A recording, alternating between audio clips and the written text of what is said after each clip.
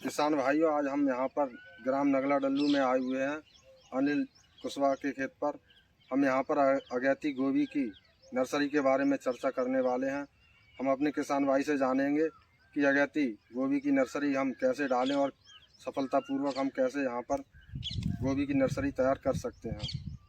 जी, मेरा नाम अनिल साक्य है। मैं नगला डल्लू से हूँ और मैंने बीएससी कर रखी है। और पहले तो पढ़ाई की तैयारी में लगा रहा, फिर मतलब वहाँ पे सफलता नहीं मिली तो अपने जो पापा लोग मतलब पहले से खेती करते आए हैं उनके मतलब सहयोग किया। फिर अब मतलब खेती बाड़ी में लगा हुआ हूँ और पहली बार ये गोभी की मतलब नर्सरी तैयार की है। पहली बार गोभी लगाने जा रहा हूँ।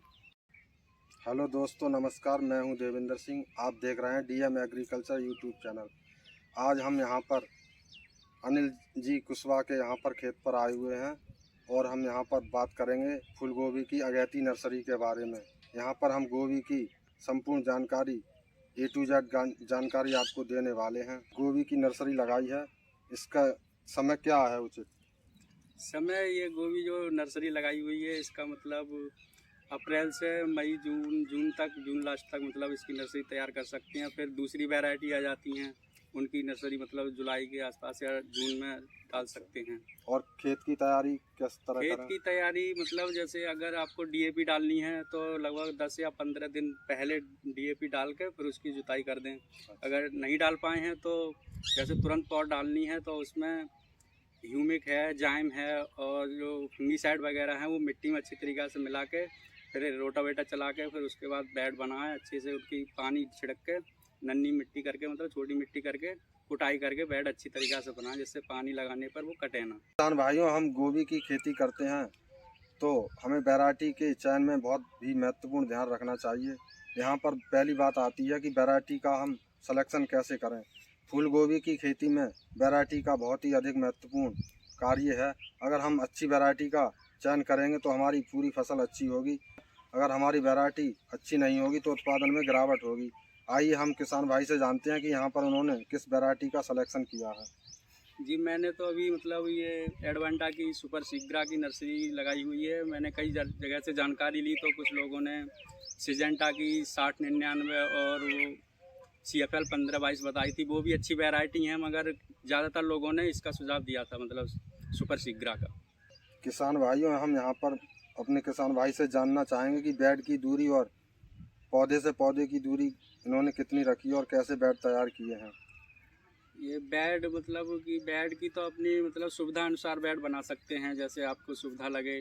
कई मतलब इसको मतलब बेड जैसे बरसात के मौसम में बेड बनाना अनिवार्य होता है। अभी मतलब बिना बेड के भी डाल सकते हैं पौध, वो भी अच्छी हो जाती है। फिर भी हमने मतलब बेड तैयार किया है जैसे बरसात के मौसम में दिक्कत ना हो, बरसात भी आ जाए तो। और जो बेड पे मतलब हम लोग बीज बोते हैं उसकी मतलब दूरी लगभग 2.5 या 2 इंच की दूरी पे मतलब लाइन खींच के फिर एक एक दाना लगभग 1 आंगुर यानी आधा इंच की दूरी पे डालना चाहिए।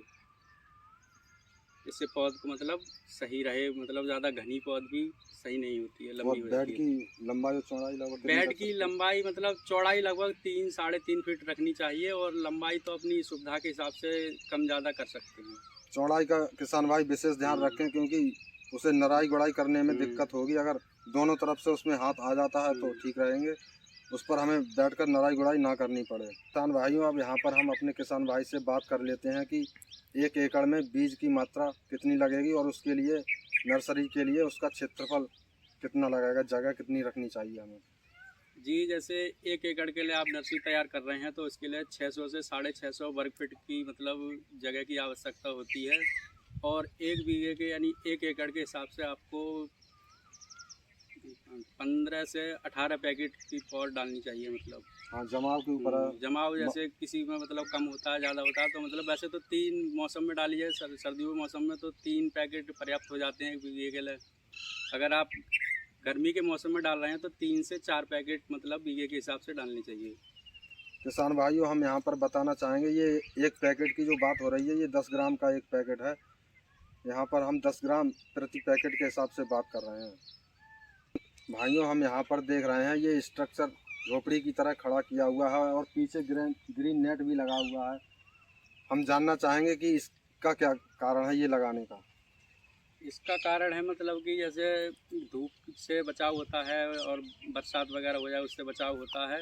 और बेड जो हैं हम पानी लगाते हैं उसमें नमी बनी रहती है, इससे बेड सूखते नहीं हैं, जमाव अच्छा होता है। गर्मी के मौसम में मतलब पौध नर्सरी तैयार करते हैं तो उसके लिए मतलब नेट बहुत ही ज़्यादा आवश्यक होता है, क्योंकि जो तापमान होता है बहुत ज़्यादा होता है, धूप बहुत तेज़ होती है। जब नर्सरी मतलब 8 से 10 दिन की हो जाए तो जैसे रात में है तो मतलब नेट रात में हटा देना चाहिए, जिससे कि उसको मतलब ओस जो होती है वो मिलती रहे पौधों को। और और दिन के समय लगा दिन के समय मतलब धूप तेज़ होती है तो मतलब नेट को डाल देना चाहिए। तो नर्सरी में जब हम मतलब पानी देते हैं तो एक हजारा आता है, हजारा का इस्तेमाल करना चाहिए। उससे जो है पानी एक समान रूप से मतलब बेड पे गिरता है, जिससे मतलब बीज इधर उधर नहीं हटता है, वो अपनी जगह पर सेट रहता है। पानी लगाने के लिए मतलब हजारा का ही उपयोग करना चाहिए। क्यों यहाँ पर हम देख रहे हैं नर्सरी किसान भाई की स्वस्थ खड़ी हुई है। अगर इसमें कोई रोग आता है तो हम जानना चाहेंगे कि इसमें किसी दवा का प्रयोग करते हैं या नहीं। रोग मतलब इसमें 8 से 10 दिन की हो जाती है पौध, तो इसमें मतलब पेड़ गिरने की संभावना होती है, तो उसके लिए हमें एक कोई अच्छे फंगिसाइड का इस्तेमाल करना चाहिए। अगर आपको कोई कीड़े मकोड़े या कोई दिक्कत मालूम पड़ रही है तो इसमें किसी अच्छे मतलब इंसेक्टिसाइड का यूज़ करना चाहिए। किसान भाइयों यहाँ पर हम दिखा रहे हैं कि नर्सरी में अगर कोई खरपतवार आ जाते हैं तो उन्हें हाथ से नराई गुड़ाई करके निकाल देना चाहिए और हमें किसी भी घास की दवा का प्रयोग नहीं करना चाहिए। नर्सरी बहुत ही नाजुक अवस्था में होती है, जिससे हमारी फसल को नुकसान हो सकता है। तो आज की वीडियो में बस इतना ही। अब हम मिलेंगे अगली वीडियो में, तब तक के लिए धन्यवाद।